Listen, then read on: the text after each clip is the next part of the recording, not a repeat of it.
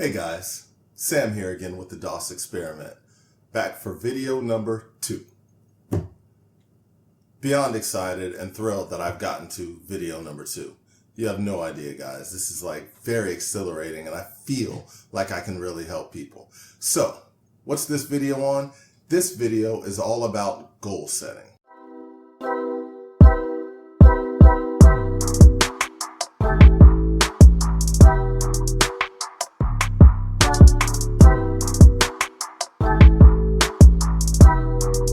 This video is all about goal setting.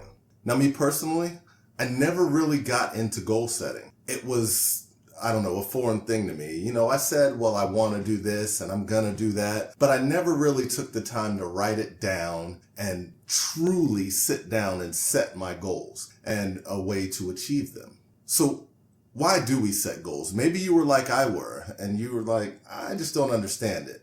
What's the point of all this? So the reason why we set goals is people that set goals are 10 times more likely to succeed. Goals also are kind of like a GPS for your life and where you want to go.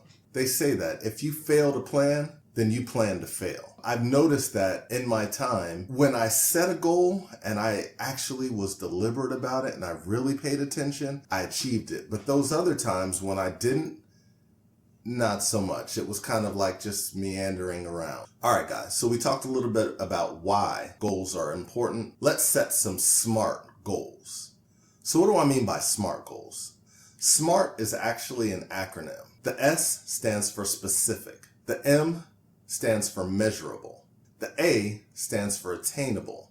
The R stands for realistic. And the T stands for time bound. So what do I mean by this? Let's start with the S, specific. Let's not set a goal and say, I want to be a real estate investor. Instead, let's say, I want to purchase a property to rent out on Airbnb. Now to the M, measurable. You want to make it measurable so that you can track your progress and know how you're doing on your goal. So don't set a goal to say, I want to save extra money this year. Instead, set a goal that says, I want to save $500 per month. Now to that A. We want to make it attainable. Weight loss tends to be a big thing people are trying to shoot towards. Don't say, I want to lose 250 pounds next month. Instead, set a goal to say, I'd like to lose 10 pounds next month. Make it something that you can achieve, because if you set it too high and it's not attainable, you'll get down about the goal that you set and it'll demotivate you and you won't keep trying to get there. So let's move on to that R. Realistic. We want to set realistic goals. So let's not say, I'd like to purchase a $1 million home this year while you're making $15 an hour. Instead, let's say, I want to save $5,000 towards buying a home this year. That's something that is realistic that you can do with discipline. So last, we're going to move on to that T. We want to make it time bound. So what does that mean? Well, instead of saying, I want to retire early, let's say I want to retire by my 40th birthday. That way there's a specific time involved as to when that's going to end. There's lots of ways to break your goals up and you can just have them all together. I like to put my goals into 4 categories: relationships, money, spirit, and body. So relationships, that could be your significant other or relationships with family or friends, different goals geared toward that. Money, that could be goals towards what you want to do out of a job or what you want to get out of a business or starting a business or something like that. And then there's spirit, that's, whatever it means for you. I believe in God, so I'd like to feed myself by doing different things to feed my spirit. And it's not just the spirit, religious-wise, things like meditating and just giving yourself a better inner calm.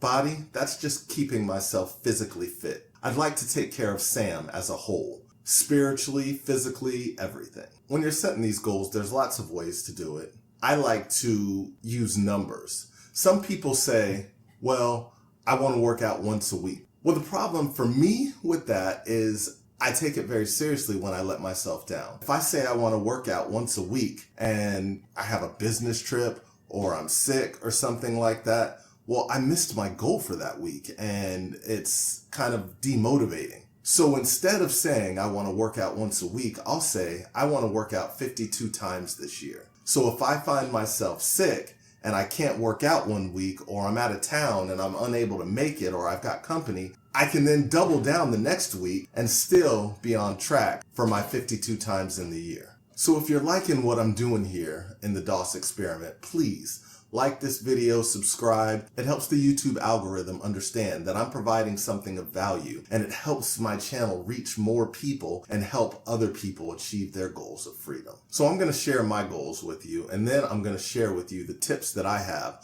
on how to succeed at your goals that you set for yourself this year. All right, guys. So these are my SMART goals for the year. Thanks so much for listening this far. Under relationships, I want to go on 26 date nights. I want to call mom 52 times.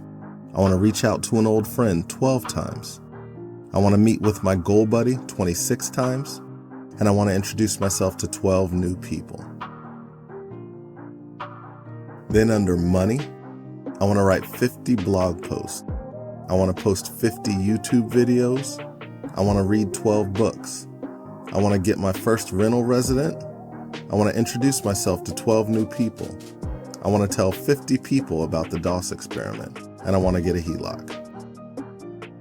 Under spirit, I want to pray for 12 people, meditate for 5 minutes 100 times, and listen to 26 sermons. And then under body, I want to end the year at 165 pounds. I want to do 150 workouts, and I want to do 150 stretch workouts. All right, guys. Those are my SMART goals. Now's the time I want you to pause the video and write down your own SMART goals. And listen along, you'll figure out how to achieve them.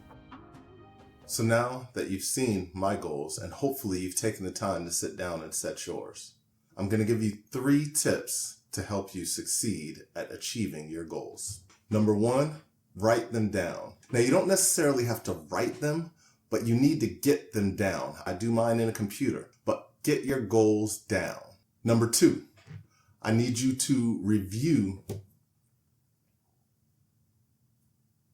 Number 2, review them regularly. Set yourself a goal to review your goals, be it 26 times, which would mean basically every other week, 12 times, which would mean a month, but set yourself a goal to review your goals. And number 3, get a goal buddy. A goal buddy is somebody who you can strive towards something together with. So you can help them be accountable for their goals, and they can help you be accountable for your goals. That way, the two of you can drive towards achieving your successes together. Remember, guys, failure isn't failing. Michael Jordan once famously said, "I've missed more than 9,000 shots in my career. I've lost almost 300 games. 26 times, I've been trusted to take the game-winning shot and missed. I failed over and over and over again in my life. And that is why I succeed." So understand that failure doesn't mean the end. It just means you need to try again so you can find that way to succeed. I know sometimes in life it can seem overwhelming, but when it does, just remember, we all learn to walk just one step at a time after many, many failures. But we all survived it because we didn't quit. Keep going towards your goals, guys. Thanks a lot. Sam, DOS Experiment.